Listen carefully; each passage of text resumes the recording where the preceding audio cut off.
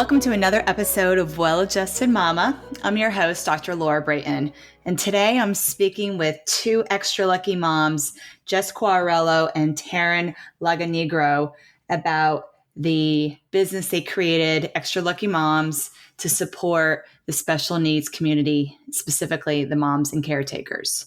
Jess Quarello was born in Sweden but raised in North Carolina. She started singing at the age of 5 and pursued a career in music, modeling, and performance.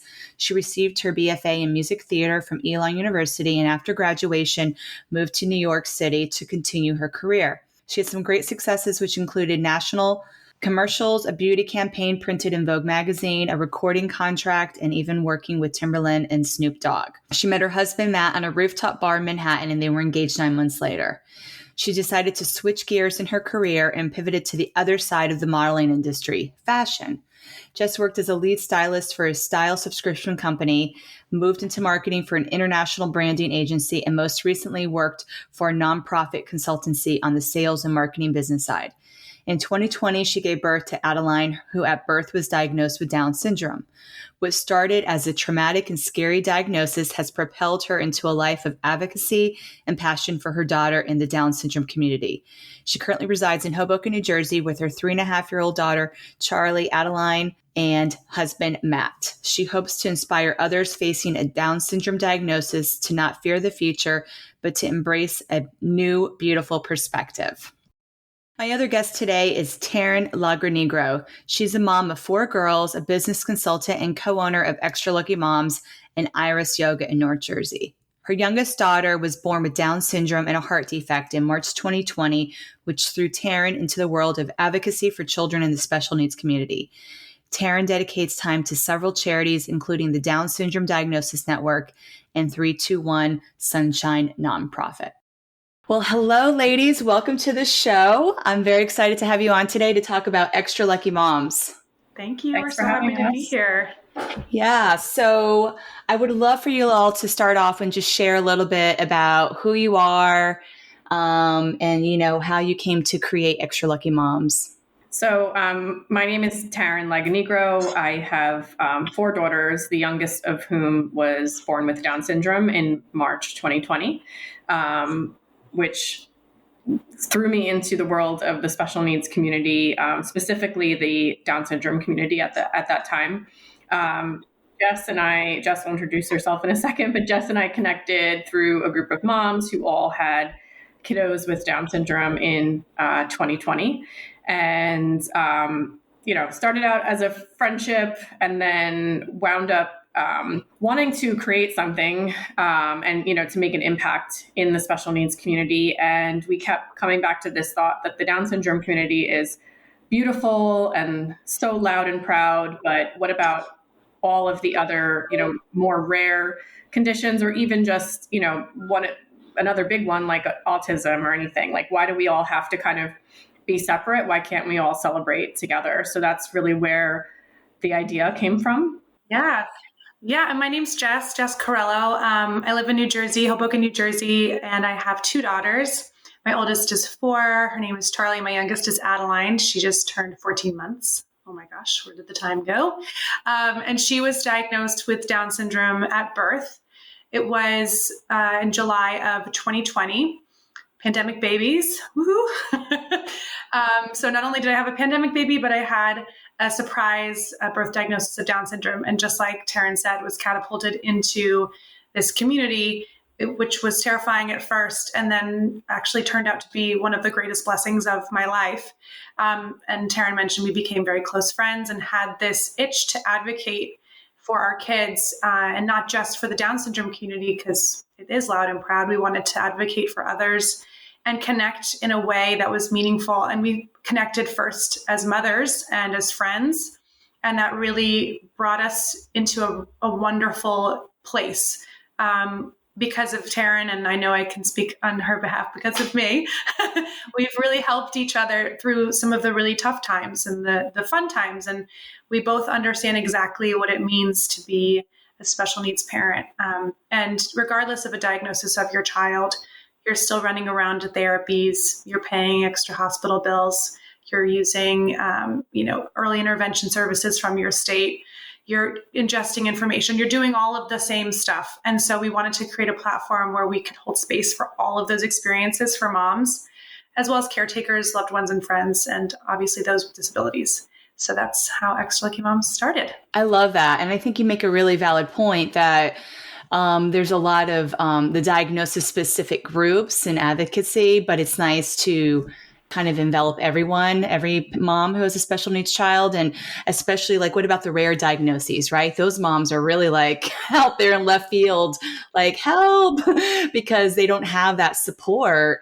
I know I've shared on previous podcast episodes that my sister's daughter has Down syndrome and she's 9 years old now. And we found out the day she was born at home in the most beautiful birth. I was at her birth and it was a shock to our family because it was unexpected. My sister was young. She had chosen to not do any testing, had a very natural pregnancy and midwife home birth delivery. So, these diagnoses can come during pregnancy. They can come at the birth or later on, but regardless, it's a lot. When you do find out, it's a lot to take on for sure.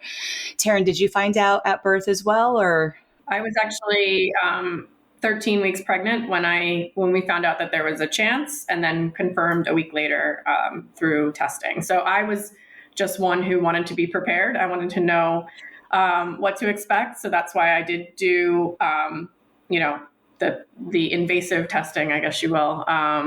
So we did know pretty early on. So we did have time to digest the news. It did make for a very, very stressful pregnancy because the appointments all went to high risk, and I, spent the next 6 months of my pregnancy thinking that this like monumental shift was coming, which I'm still waiting for that monumental shift. Well, it's happened in only good ways. I think I thought, everything about our life was going to change in a really stressful way, and that has not been the case. My daughter did have a heart defect, which we also learned about prenatally. So she did have open heart surgery when she was 2 months old, which obviously was an extremely stressful thing. However, it was also a beautiful experience because she did wonderful. And, I always say, like, it's not often that you get to like witness your child becoming your hero. So she gave me the gift of that. Yeah, that's amazing. My niece Ava had heart surgery as well, a few months old. And I was shocked at how quickly she bounced back from that. It was like, what, girl, your chest was open. And she was just like, no problem. I got this. So it is, it's unbelievable. It really, really is. And that is what the beauty of children, right? They have so much to teach us. And Adeline also had a small heart repair, I guess you would say. It wasn't open heart, but the same thing. She was like a different kid the next day because there's all of a sudden more oxygen going into her lungs. And my mom, I remember when we FaceTimed and she was like, is this the same kid? It's been 16 hours since her procedure and here she is like sitting up like nothing, even happened. And kids are so resilient. They teach us so much. It's such a gift to get to learn from them. It really is. So talk to me a little bit about what you guys do with Extra Lucky Moms.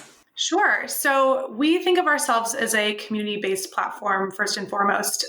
We want to serve the community and share as much as we can about this world of disability and special needs motherhood.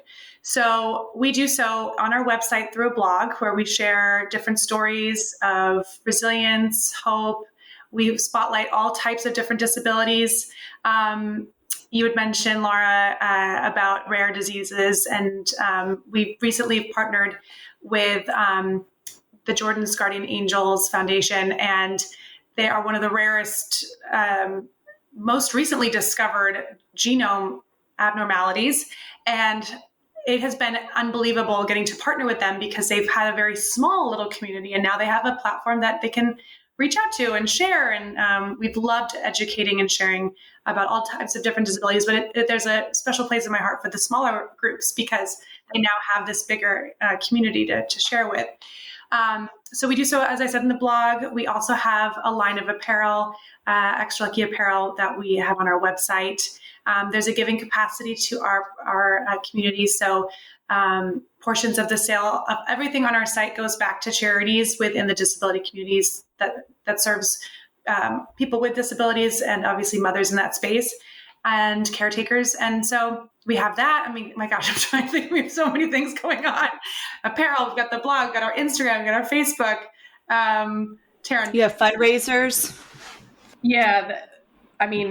We're still like kind of deciding how we go about that in the COVID space. But we, like Jess said, we've been partnering with different organizations and sort of doing like cross promotion type of things. We did recently, Jess attended an event for the Mary Therese Fund, which is another rare chromosomal condition. And, just to spread awareness there. And we donated portions back to that organization.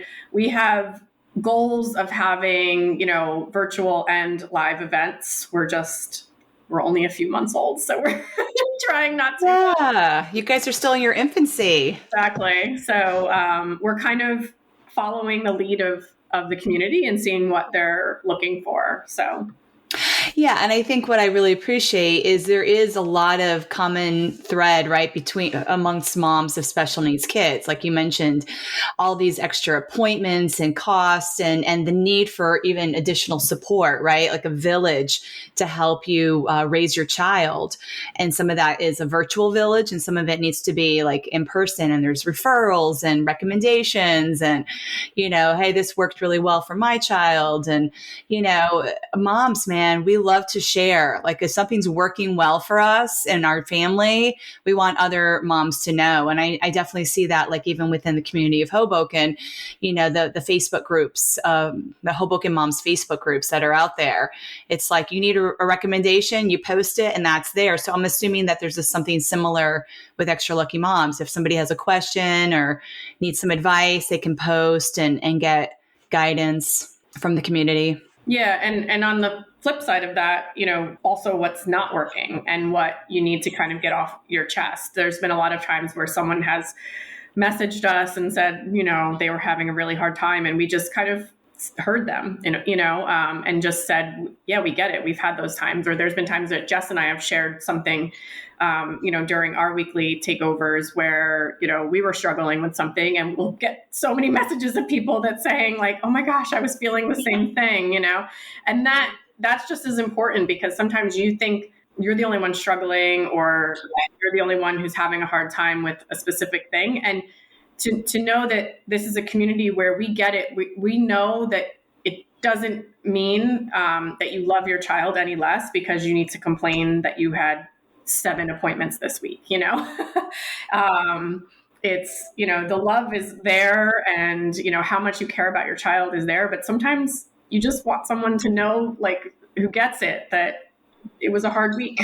There's no doubt. And you want to feel seen and heard. And I think in general, with my podcast, Well Just a Mama, that's what I'm hearing about all types of motherhood, right? No matter what's going on, motherhood is hard in general. And the more we share about our pregnancy experience, our birth, our new motherhood experiences, the more we can support each other and not feel alone or like the weirdo out there. It's like other women have also gone through these experiences. And the more we talk about it, the more we normalize these experiences as well.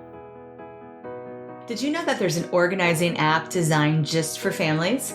If you're starting to feel busy again, and I know I am, and your calendar is jam-packed with events and kids' activities, why not do yourself a favor and get Cozy? Cozy is the #1 organizing app that families use to juggle school schedules, practices, meetings, doctor's appointments, and even a workout or date night. With Cozy, you'll be all set up to know everyone's schedule, who's doing what, when, and where. And Cozy will even send emails every morning with the day's agenda. No more missed pickups or double bookings. Here's how it works. Cozy tracks everyone's schedules and events in one place with a shared, color-coded calendar. Cozy even reminds others about events so you don't have to. It's easy to get started. You can pull in events from your family's personal work and school calendars. And the best part, it's free. Just download Cozy Family Organizer from the App Store. That's COZI to get the free app today. I know I've been using it and I absolutely love it. Yeah, I mean, I love that you use that word. Sorry, Taryn, did you want to go? No, go ahead.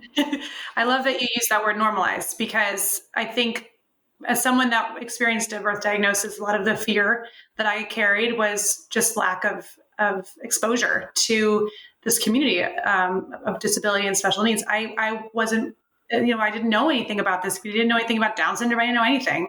And so ignorance was what was really bringing my fear out. And so what we hope to do is to advocate by education. And so every time we share a new diagnosis, we share fact cards about that diagnosis. We share a family that lives a beautiful life with a child or a person that has that disability, and we shine a light on it. And the more people know and the more normal it just becomes, like when it's in, there's clearly an emergency here in Hoboken. As much, I love when I go, to Target and I see a child with Down syndrome, or, on an advertisement, or a child in a wheelchair. Like, just the more that it's just a part of our environment, the easier it will become to advocate in a more accepting and living environment for all, not just children with disabilities. My child, my older child, Taryn's 3 older girls, it's good for them too. They are going to be more empathetic and understanding and kind. It makes the world a better place, the more accepting and the more we share. It's so true. I saw that little girl, the Target poster, the model with Down syndrome, and I started crying, and so it's an awareness that this is still kind of new for me to see this as a mainstream thing, but actually how excited I am as well that this is shifting subconsciously. It's shifting how we view children and adults with special needs. Yeah, and the only other point that I was going to make to what we were just talking about before is that, my oldest is 10, and I feel like even the shift of normalizing parts of motherhood has changed so much in the decade that I've been a mom, because I feel like there was still that idea of like perfection, and you don't talk about certain things. And now, I feel like it's so much more common to like talk about how we all have French fries all over our car, or like that we forgot to, send our kids in the Spirit Week, outfit that they were supposed to be wearing that day or whatever. We kind of put it out there a little bit more. So I do think the culture is shifting a little bit, which is a good thing, because I think we don't all have to act like we have it together all the time. Yeah, because we don't, no one's perfect, and it is hard, and if we can laugh about our imperfections, and it's, once again, it's something we all have in common. And every mom has these things in common, and you got to laugh at it and roll on. You have to laugh, because if you don't laugh, then you're going to cry, and laughter is much easier than crying. I didn't even think about that, Taryn. Yeah, you've been a mom for 10 years, so that transition must be really interesting to look back on. I will say that what we really try to do is support the mom, and not even just with as a mom of someone with a disability. Like I said this to my girlfriend the other day. I was packing to go somewhere, and I said, I always pack myself last. My kids are packed first. I even pack everything, like snacks, food for the car, for everybody. And then I have like an hour left to pack myself. And so I always forget like 3 things for me, but everyone else is taken care of. It's so easy to just put everyone first. So I said to her, I'm going to pack myself first this trip. And I did. And I didn't forget anything. And everyone else was fine, So it's sort of being more conscious about taking time for yourself, making sure that you're listening to your needs. Because at the end of the day, if I'm not, and if Taryn's not bringing her best self or the version of her best self that she can get to her kids, they're going to suffer in the long run too. We all matter, and moms matter just as much as everybody else. That is so true. And that is a common theme. Like almost every single episode of Well Adjusted Mama is mama self-care. Mama self-care. We got to put our oxygen mask on first to take care. We're caretakers, right? That is what we do. We're taking care of partners and pets and elderly parents, right? And children, by the way, because we're moms, right? So there's so many people we're taking care of. And it's a lot of giving, and we have to fill our cup back up. So I know, Jess, you wanted to talk a little bit about the self-care that you practice, and Taryn, you were going to share about your self-care habits as well. Yeah, I'll go first. I mean, Taryn is like my self-care guru. She's like amazing and always inspires me to take time for me. But I have a very, very busy schedule. It's crazy. So I find pockets of peace, I guess, throughout my day where I can take a moment. This morning, I was very flustered. We were running late for school and I could feel the stress kind of just bubbling. And I lost my patience a bit with my daughter, and I just had to be like, okay. So I left the room, put my hand on my belly and my other hand on my chest, and I took 3 big breaths and I re-entered my space, and we had a lovely rest of the morning. We were a little late to school, but who cares? So that's a really small thing. And we've all been there, by the way. Maybe even this morning, where you have to find those times. And I'm so thankful because I've done some of this work to get to a place where I know that I need to take that breath. And, when I suffered from postpartum anxiety, which is a whole other thing with my firstborn, I didn't know how to take those breaths. I didn't know how to help myself. So putting myself in a position to take self-care moments or pockets of peace is how I do it. Working out is incredibly important to me, staying active. It's really honestly less for, being fit. It's more for my brain, just to get those endorphins out. It helps me so much. And then I guess I would just say, like, making sure that I set time aside for my friendships and my community. Taryn and I always try to make time for each other. We go on Thursdays to therapy, and now we meet every morning before, and we take time to just hang out and have brunch with our kids, and trying to find those moments of connection with your friendships and the women in your life or men in your life or whomever your friends are, to just really, take that time. And then self-care also is like a weekly date night. I need to get out of my house. I'm with my husband, even if it's from 5 to 7 and we're just walking down to, I don't know, the grocery store. I need time with my husband, away from my kids. And, we save money on the side so that we can always do that every Saturday, because it's super important for us. The marriage time for that intimacy is so vital after you have kids. It really is. If you don't make that time, man, it's just like you're like ships passing in the night. Well, Taryn, you need to share your self-care tips. Oh, wait, Jess, don't you get chiropractic adjustments as well? Oh, yes. Oh, my gosh. Of course. That's how we met. Yes. So I actually am going to shout you guys out majorly, because after I had my C-section with Adeline, my recovery was horrible. I mean, my body, I remember I first came to you guys and you do this whole body assessment, and she, Dr. Alvarez passed me what I thought was the example. I thought that this was how messed up your body could look. That's how ridiculous my spine was. And I was like, oh, is this what it's supposed to look like? She's like, no, that's you. And I mean, my shoulder was by my ear. My hips were totally off. Everything was so messed up. And I had done PT. I had done acupuncture. I was doing all of this crazy stuff trying to I had sacroiliitis in my hip.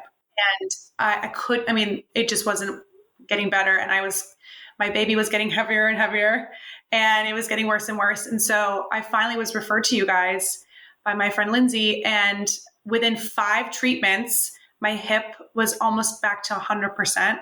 And now I just go as maintenance.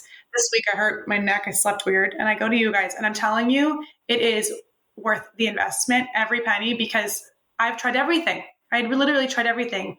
And another thing I'll say about your practice is that I always sort of assumed chiropractics, in my experience, chiropractic care is very kind of aggressive and you're cracking things and stuff. And every time I go see you guys, it's such a gentle treatment and yet so effective. I'm not getting jerked around. It's a very intentional adjustment and very like calm. And I don't know. It's my weekly.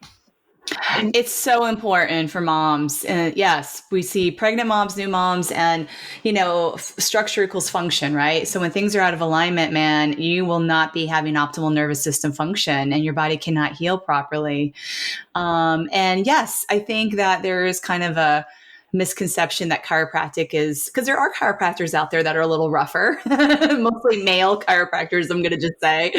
But, in my practice, we have myself and Dr. Alvarez, both two women chiropractors. We see peds as well. So we definitely take care of children with special needs in our practice. And my niece Ava. My children when I come. That's another huge thing. So yes, we do provide childcare and we adjust kids. My niece Ava was with Down syndrome, was adjusted the day she was born. So we just, that is a big part of our practice, is serving moms and children. You guys are the best. Okay, Taryn. Yeah, thank you. Taryn, what do you do to take care of yourself? So after I had my second daughter, I found yoga and meditation because I went through like a bad period it wasn't quite postpartum. Maybe it was like a delayed version, but I just felt like I was just going through the motions of life, bringing the kids to daycare, going to work, coming home, getting ready for the dinner, getting ready for the next day, that I was just constantly stressed out 24/7. So I found yoga and meditation. I wound up getting certified in both, and opening a yoga studio and all of that. And it just completely changed my life and changed the way I prioritize myself. That, like you said before, that oxygen mask on first. And, now still I work out at 5:30 in the morning. My friends laugh at me. They're like, how early are you getting up to? Because I'm also like, I stopped texting at like 9 p.m. because I'm going to bed. That is committed though, to commit to that workout routine. I really honor that. Yeah.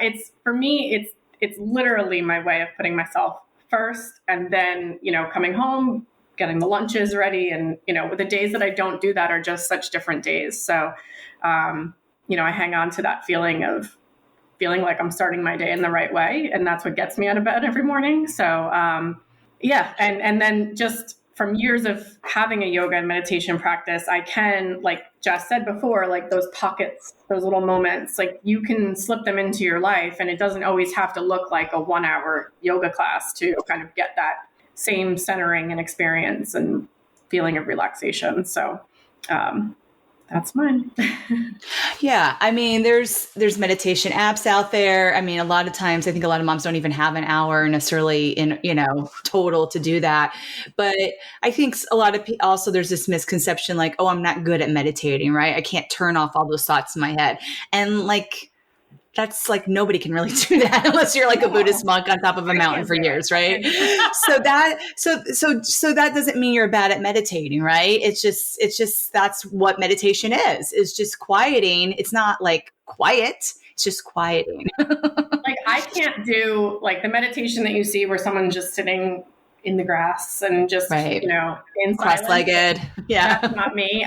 The type of meditation that I practice and usually lead is a more guided meditation. And, so you'll kind of go on a journey of thoughts, and that's what I need because I just can't like sit there in silence. My mind would just race. But at the same time, if that's what your body needs to do and you need to just sit there with your thoughts, that's also okay. And that is a form of meditation. But, yoga, and some people only like the movement of yoga, but that's also, again, like it's a moving meditation and you get the same effect. But meditation is just whatever you need from it in that moment.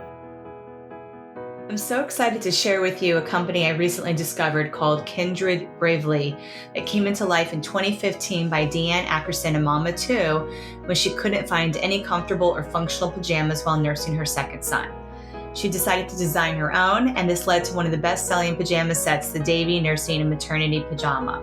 As moms, we have to stick together, which is where Kindred comes from. And Bravely, being a mom can be super tough. It's not for the faint of heart. It takes a lot of courage, and that's where the name came from. At Kindred Bravely, they are devoted to making life easier for pregnant and nursing moms. From breast pads and non-skid socks to nursing bras and pajamas, Deanne creates every piece with comfort, beauty, and function in mind. And her designs have been recognized by multiple awards. Perhaps more important than her clothing is Deanne's mission to build a community of moms who support and celebrate each other.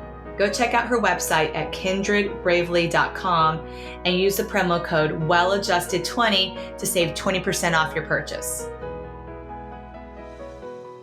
Yeah, and thank you for clarifying that. Like there's even walking meditations. It could be maybe even in nature. That would be nice, like on a beach or in the woods. So like, I think that sometimes we don't give ourselves enough credit that when we like make that time for ourselves and, you know, we can be quiet, like that's our meditation for the day. Ideally, at least 20 minutes. That's what I advocate for. I think we all need at least 20 minutes a day. And it's so, I think recently I've noticed this, and Taryn, I wonder if you already have with your older girls, this mirroring idea, this concept of my child recognizing me time that mommy takes. My husband and I are very open that we're going to have some special time whenever we leave. If I go out for a date, like date night with my girlfriends, I say, I'm going to have a special date. We call it date night. It doesn't matter who I'm with, but it's a special date night. And so my daughter has now been saying, Mommy, can we go on our date night? And so we've been going to like get our nails done. It's maybe not during the evening, but we're going on our date and we're getting our nails done and we're doing these special things together. She always will say like, oh, I'm going to go do my exercising, or, you know, I'm going to have some me time in my room. And I don't know, she says other things. I'm not always telling her I'm going to go do my own thing, but it's so cool to hear her recognize that mommy takes time for herself. And hopefully that will inspire her as a young person and as an adult to put her like needs first, you know? It will. I love that, by the way. You're totally modeling that self-care. Taryn, have you seen that with your girls too? Yeah. And they have different things that they, you know, that work for them. Like my oldest likes to create. So sometimes I think for her, meditation is like coloring, you know, or like journaling. Whereas my 7-year-old likes the movement of yoga. She likes to, you know, move in that thoughtful movement. She's not like a run around a soccer field type of kid, but she will be a great yogi because she likes that type of movement. My 4-year-old, you know, is still figuring all that out, but she does go off and like, she doesn't want anybody to bother her. And she wants to, whether it's like setting up a toy or like doing Play-Doh or things like that. She'll say like, you know, I just want to be alone. So they all have different, like my oldest, she definitely has an active mind. So for her, when I see that, I try to help her recognize like, why don't you go get a book, or why don't you go get it, you know, she does like the adult coloring books at this point, but I'm like, why don't you go get the colored pencils? And, you know, that's like what helps her channel her stress or anxiety. So it's interesting to like get to know them in different ways and what works for calming them down. Yeah. And that's like you're saying, it's not like a one size fits all, right? And these little people already are showing their personality and their preference. And, you know, it doesn't have to be exactly the way we practice self-care, right? It's their own version of that. Now I'm hearing you guys have 6 girls amongst you. I have a son, he just turned 4, and similarly, he's watching mama practice self-care.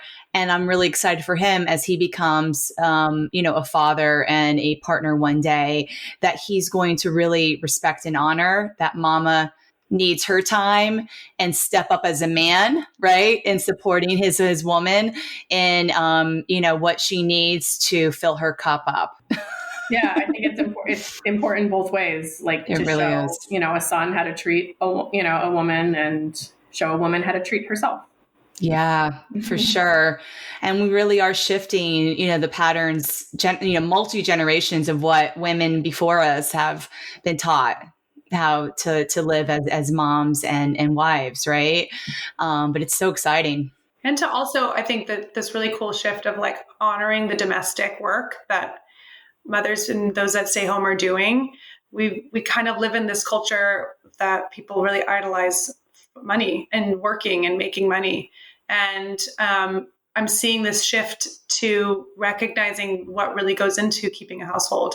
supporting the family, getting all of these domestic things done is now kind of, there's like this spotlight on it. I think a lot of TikTokers are helping in this trend, showing the mundane of life, like what it looks like to actually run a household, what it looks like to clean the kitchen after school drop off, all these things that people just sort of take for granted that mom's just going to take care of are now being spotlighted. And I think that's changing this narrative and, showing that it needs to, work is honored on the side of making an income and the one that is raising a household. Like both, it's just like breastfeeding or bottle feeding, like fed is best. Like it's kind of that whole narrative, like it's equal on both sides, Yeah. And we're seeing even more and more moms that are breadwinners and, all of that. It's just very different than, even like how I was raised. Right. So it's fascinating to me. And I think it's great that, kids are getting this diversity and realizing that there's all types of families and, I don't know.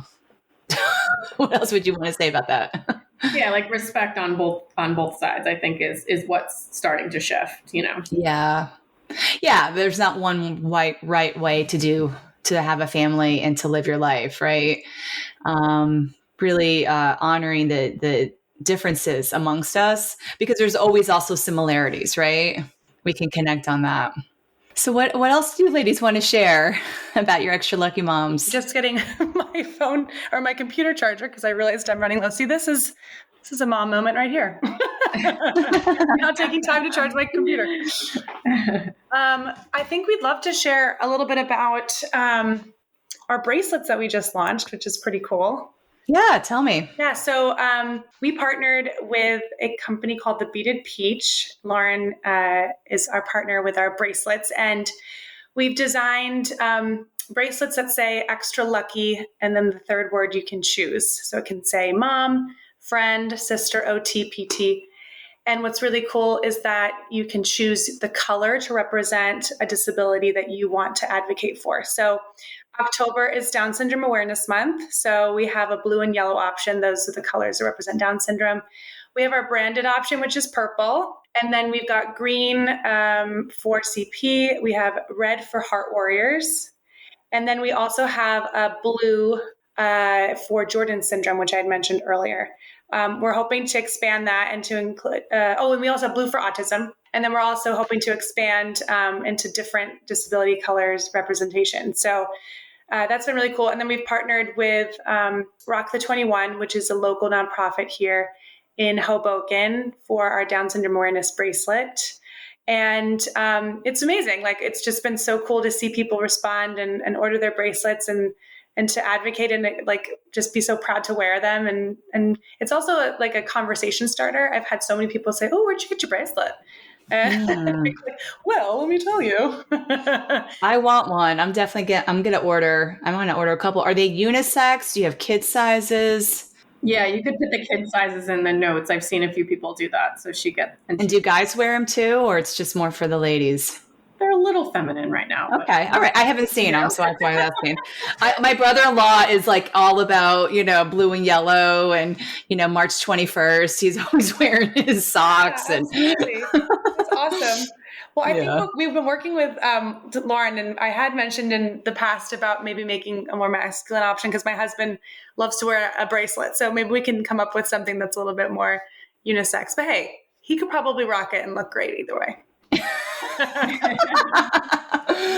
Or maybe you'll come out with some other well, you mentioned you had the shirts, but maybe you'll have other products, right? Yeah. That are coming out in the future. Yeah, we're working on getting some stuff out for, before the holiday season. Holidays. That would celebrate everything, everyone. And we definitely encourage everyone to, reach out and if they're willing to tell their story, to let us know that, because we, there's no disability that's excluded here. We want, every, everything that everyone wants to talk about. We are happy to highlight it. And, I feel like people get apprehensive about, that they're not, we've had people say, I'm not a writer, but I would love to tell my story. Like, none of us are professional writers. I think the idea is to share your story honestly, and it tells itself. So, we can also clean it up if you need us to clean it up. So Right. I think it's funny you say that, Taryn, because I think the people that say that, it's almost like the best ones we exactly. get. Always. The stories that are just from the heart, like raw. They're authentic. Unedited. Yeah. And I don't think I've ever changed anything on those submissions because they're just so raw. You don't want to touch it. Yeah. Yeah. I love that. I was telling Jess that my sister is a nutritionist, and when she was finishing up her master's in nutrition, Ava was born. And so she did her thesis on nutrition for Down syndrome children, and is a wealth of information for moms on nutrition. So I think that'd be great for her to get a spotlight on there as well. So moms can reach out to her for, just extra supplements and understanding how to support the body and detoxing and everything like that. She'd be more than welcome. We'd love to have her. Yeah, I gotta get her connected there. And you can email us at extraluckymoms@gmail.com or head to our Instagram, extraluckymoms, and in the link in bio, there's a submission link you can click to tell your story. And it doesn't have to be, written out. You can just tell us you are interested, and we can put you on the schedule, and you can write, and submit before your due date. So. Mm-hmm. Oh, I love that. That's so good for people to know. Well, any last thoughts, ladies, you want to share with the audience? No, just thank you for having us on. We love being able to, spread the word so that the community can grow, because that's the whole point. Yes. Thank you so much. This was such a great opportunity, and we hope to hear from some new friends and meet new people in this community, because we're just trying to keep on growing. I love it. Thank you so much. I want to dedicate today's episode to my beautiful niece, Ava, who inspires me every day with her diagnosis of Down syndrome and how she is looking to shift the world with her magic. And if you want to learn more about Extra Lucky Moms, please check out their website, extraluckymoms.com, or on Facebook and Instagram.